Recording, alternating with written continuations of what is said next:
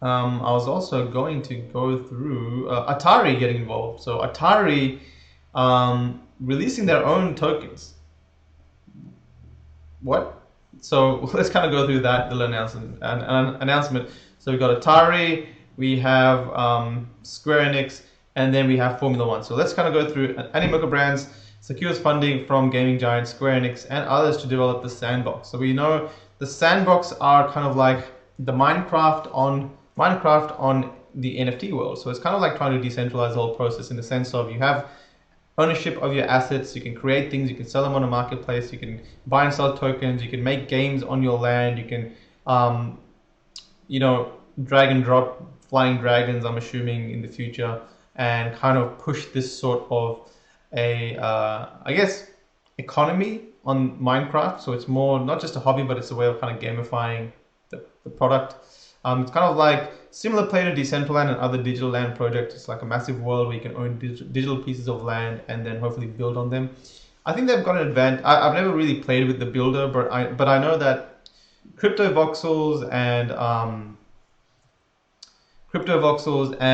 the sandbox, Minecraft, they're all so good in terms of creating things just because you can literally it's so easy to create with voxels or simple shapes and simple boxes, right? You just click and add and kind of make all kinds of things. So it really unlocks and unleashes this sort of creativity. You don't need development skills. So I think it's going to be interesting to see how the sandbox develops. They have some very strong brand power. I know they're launching their land sales in a very tough climate. So I haven't really invested myself, but I know that I think they've released about 7% or 7.5% of land so far. They got another pre-sale coming up for the third lot of land. So there's sort of like 85, 90% of their land to sell. It's really tough in this climate. So I'm just on the sidelines just watching to see if there's some sort of an economy or a strong user base that they can generate from these pre-sales before I kind of make a decision whether I want to get in or not. But at the end of the day, like they have strong brand power, and Square Enix have invested in Animoca Brands, and Square Enix was one of a few different investors. So if you look down, they raised $2 million from a consortium of investors. So a bunch of different investors that were Square Enix, B Cryptos, Mindfulness Venture Fund 1, Mindfulness Capita, and TGV. To be honest, I have not heard of any of these. I'm sorry if someone knows them, and I really should be hearing about them. But yeah, I'm a bit behind on things. Square Enix I have heard of, so it's really interesting to see them paying attention to any sort of blockchain gaming. To see someone that has created some really big titles: Final Fantasy, Dragon Quest, Space Invaders. Space Invaders. I mean, we all know those, right? Tomb Raider. Some of their products, obviously Final Fantasy being really, really successful. So for me, it is interesting to see these guys kind of dabble into these bigger companies, kind of dabble into the NFT world, just to see what's up, see what happens, and see if they can generate money. At the end of the day, the main thing about investors and these gaming companies is they want to generate money. So they need to see if this funding and game playability is if there's some sort of successful model there with the NFT decentralization process of their gaming. And if there is some sort of success in that line, I'm sure a lot of bigger game companies will join in.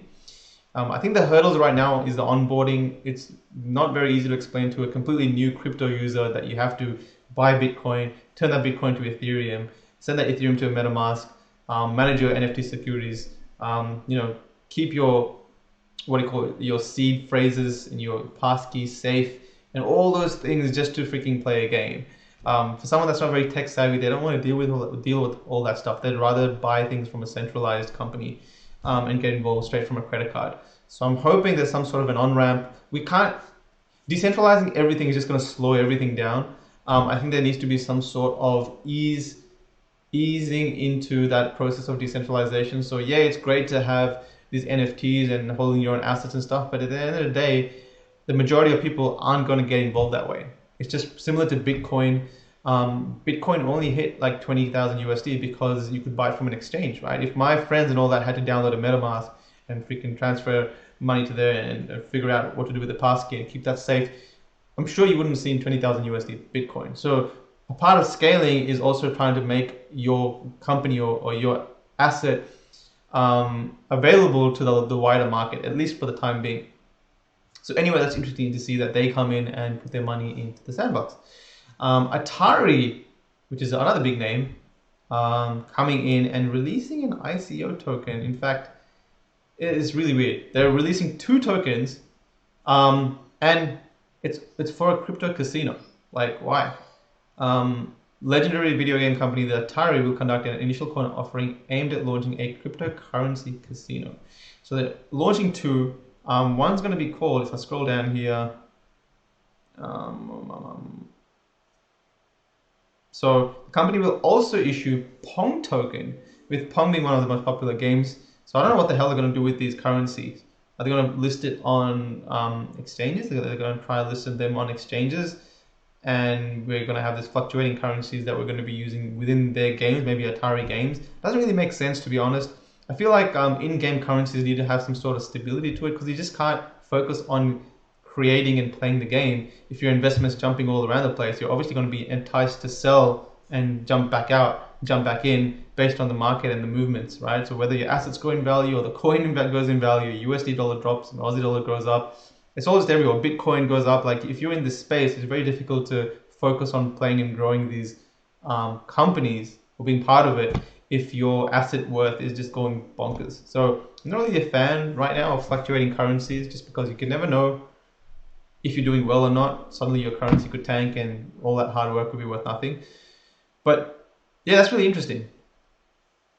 The Atari token. So the terms of the Atari token will be announced at the time of launch, the Atari group being entitled to 35% of the proceeds from the sale of the Atari token. I honestly feel anyone releasing any sort of ICO, NFT pre-sale in this climate is going to have it tough. It's just really bad timing. It's not really not much money in crypto. There's not many people in crypto, to be honest. Like, I've seen 10x, probably like 50x less activity in discussions and growth and activity. The whole crypto market, obviously, Bitcoin hasn't dropped that much, but in terms of people paying attention and participating in discussions, I haven't really seen it drop. I'm sure everyone else has as well. So that's really interesting that they're going to be releasing Atari token and Pong token. Like, what the heck? On March 17th, the Atari group announced blah, blah, blah, 3.26 million euros equity round. Some of the proceeds will go towards financing the launch of new games, and that has strengthened the market budget allocated to the Atari BCS. They had a date here, so I think they actually said, oh, here we go. In partnership with the ICICB group, in successive steps through the private placement starting as early as March 20th, with the public sale by September 30th. So this year, we should be able to see some sort of a public sale for the Atari token, if that's what that means. Oh, here we go. Working on the liquidity of the Atari token by facilitating the registration of the token on the main exchange platform. So Binance, Bittrex, I'm assuming they're going to try and get listed on there. Shouldn't be too difficult, to be honest. Like, we've seen many other companies being listed on there that are not as popular as Atari. So that's very interesting news from Atari. Formula One. So this was really, really interesting for me to watch. This isn't, obviously we know there's F1 Delta, which is a separate Formula One experiment for the NFT market. It's pretty cool. I mean, like, they were able to raise like 50 to 60,000 USD on some of their auctions for their early cars. But what I do find very interesting with this is they launched a virtual Grand Prix series to replace postponed races. And it was very interesting to see this in action.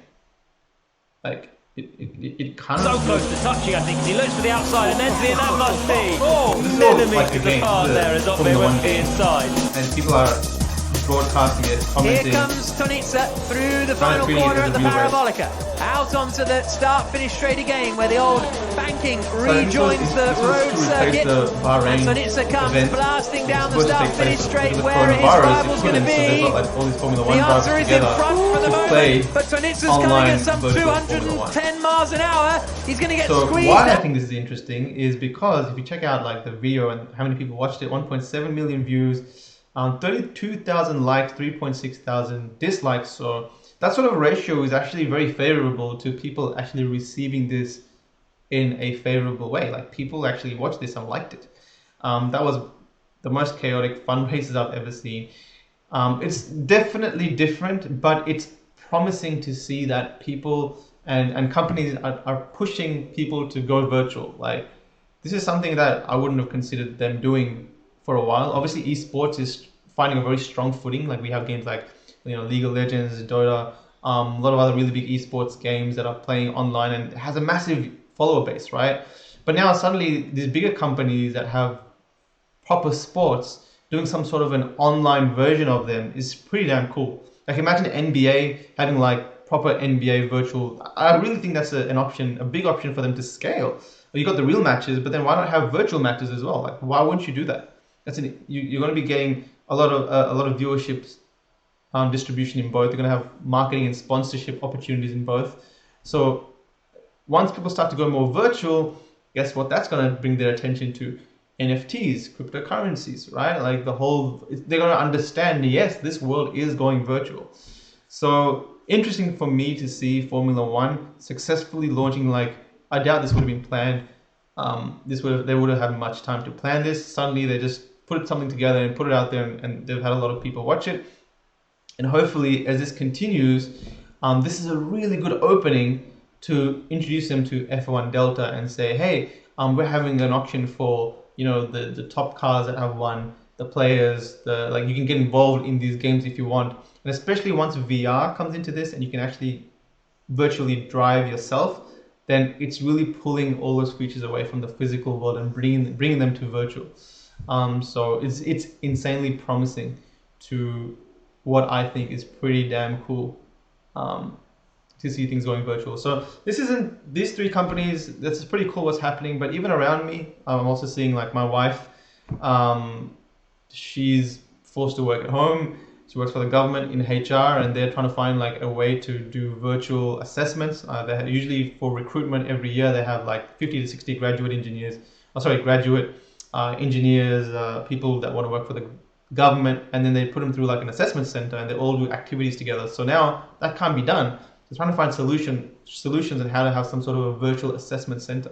It's interesting to see that. I think some galleries in Australia have also showed some virtual tours or put out there that virtual tours are possible. So right now is the time to get people thinking about virtual. Like my wife's gone from thinking I'm a weirdo, talking about things are going virtual, to now really seeing that we are moving in that direction. So, hats off to you guys that are in this space already, kind of seeing this happen in front of our eyes.